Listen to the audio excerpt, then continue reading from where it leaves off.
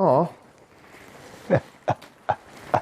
Hello everybody and welcome to a generic episode of Tiny Little Games. Yes, I have no power still at this point, so that's why you're seeing my ugly mug instead of an avatar version of myself, because I have no access to my computer right now. However, I did want to give you guys a review because you guys have been waiting so patiently for one, so I'm lucky enough to have my fiance let me borrow her laptop so I can give you guys a generic review. And yes, I have a fiance. I know, right? Anyway, so just enjoy this without the flashy effects, without the, avatar, cool little, cartoon kid or whatever you want to call him. And just enjoy this review.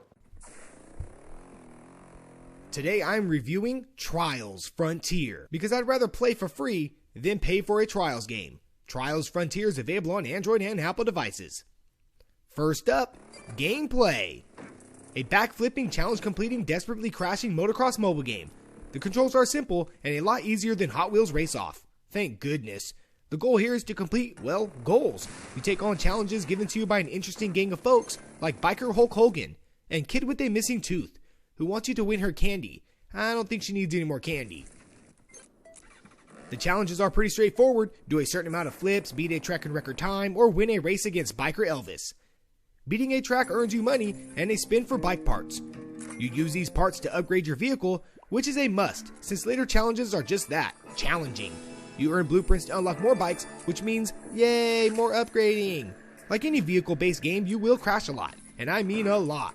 However, the ragdoll physics make the crashes worthwhile, even taking pictures of your deformed crashes at the end of each track. Once you get the hang of the frantic gameplay, you'll come to master tracks in record time. Beating a challenge that requires you to not crash or restart a checkpoint felt rewarding and fun. Altogether, I found the gameplay simple, yet challenging. A perfect mix for any free-to-play player. Next up, graphics. The post-apocalyptic world does a stunning job of portraying a rundown motocross landscape. The backgrounds are colorful and vast, and the character models are funny and limp, making the crashes look hilarious at times. I found the level design refreshing, and the explosions hit with a bang. Everything about the graphics are top quality, and they better be, since Ubisoft is putting their name on the line. I mean, look at Rayman Jungle Run.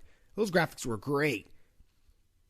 These graphics fit perfectly into the free-to-play title, then I realized this game was released 2 years ago. So over a 2-year-old game looks better than a current free-to-play game? These developers should really put in more effort. Altogether, the graphics are fantastic and give the game more character. Finally, free playability.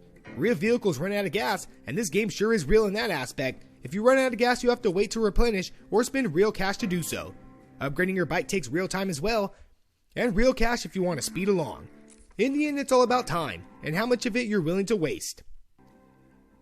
If only I could wait overnight for my car to replenish gas. Heck, I could afford more real-to-play games.